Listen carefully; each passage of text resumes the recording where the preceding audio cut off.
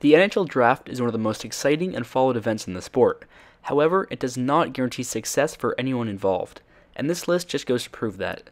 Today we will be counting down the 10 best undrafted players that are still currently playing the NHL. So when you want to go down and comment some retired Hall of Famers' name down below, just keep that in mind. And if this is your first time finding my channel and you enjoy what you see, make sure to subscribe for more content. Number 10, Cam Talbot. Although the 30-year-old is now the backbone of the Edmonton Oilers, his rise to the NHL was long and illustrious. And when you hear the story, it'll be easy to understand why your team passed on him several times over. He spent his youth career playing for the AAA Hamilton Junior Bulldogs, but went undrafted in 2003 OHL draft. After another season of midget hockey, he moved on to the Junior A Hamilton Red Wings, where he played for 3 seasons.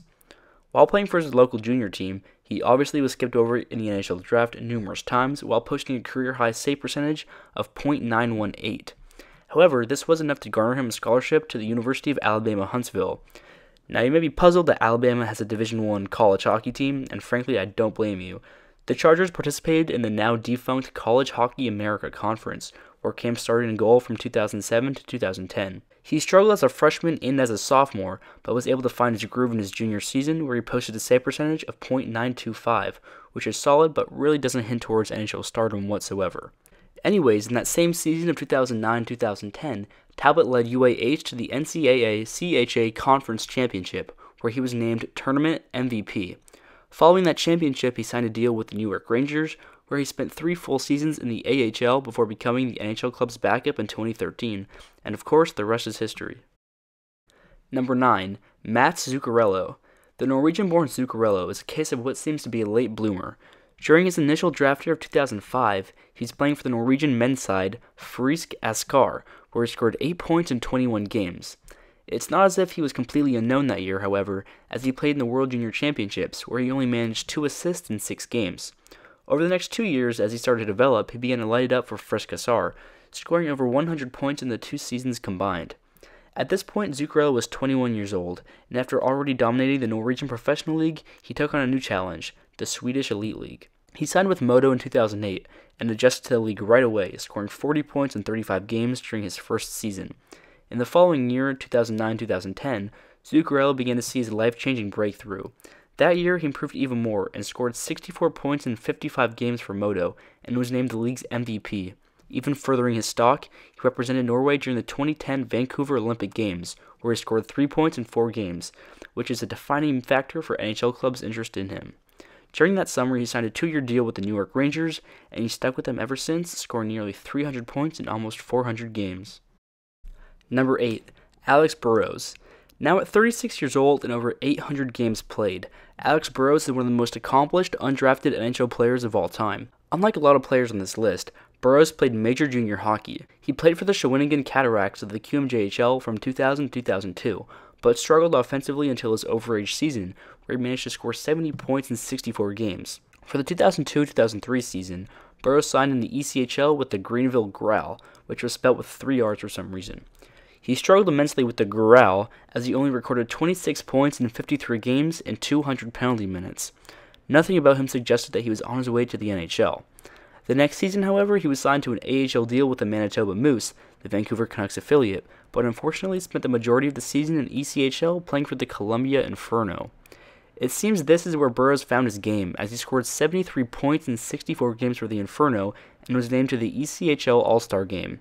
The next season, 2004-2005, he continued to chip away at moving up the rankings, as he spent most of the season playing in the AHL for the Moose. In January of 2006, Alex Burrows was called up to the Vancouver Canucks and never went back down. Number 7, Tyler Bozak. Bozak is more of a case of missed scouting than a late bloomer. It's not too hard to envision why. He's not too big, not too fast, and doesn't have too hard of a shot. Nevertheless, he was in the spotlight and was successful in juniors, as he played for Victoria of the BCHL for 3 seasons, where he scored 228 points in 170 games. In his final season in the league, he was the top scorer with 128 points and earned himself a scholarship to the University of Denver. He went on to play only 2 years there, winning the conference championship and scoring 57 points in 60 total games. After his sophomore season, he generated enough NHL interest to sign with the Toronto Maple Leafs on a 2-year, $7.5 million deal, and he's stuck there ever since. Number 6, Torrey Krug. Growing up in Michigan, it was a blow for the undersized defenseman to not be selected for the U.S. National Team Development Program. He was a product of the Bell Tire AAA hockey program, where he did well but never really stood out. He was drafted in the 13th round of the OHL draft by the Plymouth Whalers, but opted to play for the now defunct Indiana Ice of the USHL. After scoring about 50 points in 70 games and capturing the USHL championship, Krug headed to Michigan State University. As a freshman, he was not expected to hold a large role, but as the season went on, he was identified as one of the league's top offensive threats from the blue line. He contributed 21 points in his 38 games as a freshman, and when he returned the next year, he was named the team's captain. As a junior, the captain won the league scoring title, the first time since 1987 that a defenseman accomplished this. His 34 points thrusted him into Hobey Baker Award contention, but the trophy went to Jack Connolly instead. In March of 2012, he signed his 3-year, $5 million deal with the Bruins. Number 5. Chris Kunitz. Going all the way back to 1997, Chris Kunitz was playing in the Saskatchewan Junior Hockey League, which is apparently still a league. He played for the Melville Millionaires for 2 seasons, scoring nearly 150 points, but received no NHL interest, most likely because it was the Saskatchewan Junior Hockey League. He was able to secure a scholarship to Ferris State University, however, where he began his freshman season back in 1999. He spent all 4 years playing for the Bulldogs and finished as a first-team All-Star for both his junior and senior seasons. Additionally, he was the Conference Player of the Year during his senior year, 2003, and sits at 6th all-time in Ferris State University scoring with 175 total points. He went on to sign with the Mighty Ducks of Anaheim in the following season, and has since played in almost 900 NHL games, scored 580 points, won 4 Stanley Cup championships, and captured 1 Olympic gold medal for Canada. Number 4. Mark Giordano. Being undrafted in the OHL back in 2001, Giordano was left playing for the Junior A Brampton Capitals. He excelled in the league and quickly moved up to Major Junior in the following year. He spent the next 2 seasons playing for the Owen Sound Attack, where he put up 97 points in 133 games. Those were his last 2 junior-eligible seasons, so he enrolled at York University in Toronto, fully expecting to study in their business school, but he was offered a last-minute tryout by the Calgary Flames. After impressing management, he earned himself a contract, and now over 10 years later, he's still a loyal Calgary Flame and one of the best defensemen in the league.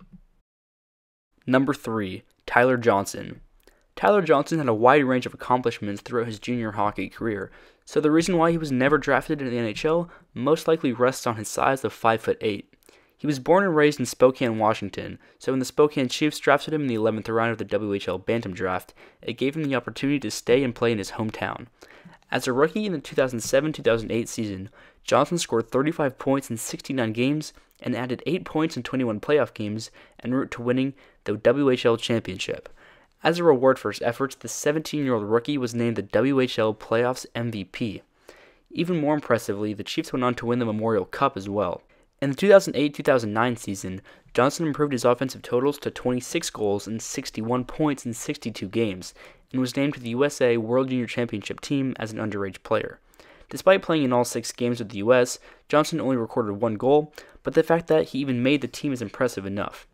In the next season, Johnson improved his numbers once again to 36 goals and 71 points in 64 games. For the second year in a row, Johnson was named to the USA World Junior Championship team, but this time found himself in a more relied-upon role as he recorded 5 points in 7 games and captured the gold medal. In his last year in the WHL, he scored 53 goals and 115 points in 71 games. Despite teams doubting his size, he signed a 3-year entry-level contract with the Tampa Bay Lightning. Before actually making it to the NHL, Johnson captured the Calder Cup with the AHL's Norfolk Admirals, as well as the AHL MVP. At every turn in his career, Johnson has overcome adversity, so there's no reason to believe that Johnson won't once again rebound with the Lightning this season. Number 2. Sergei Bobrovsky. Now at 29 years old, with a Vezina Trophy under his belt, Sergei Bobrovsky is one of the best goalies in the NHL. Prior to the NHL, he spent most of his career playing in the backwoods of, I'm going to take my best stab at this, Novokuznetsk, Russia. In 2006-2007, he made his professional debut at the age of 18, playing for Metallurg Novokuznetsk in this Russian Super League. Despite playing just 8 games, he was able to compete and recorded a solid 2.79 goals against average.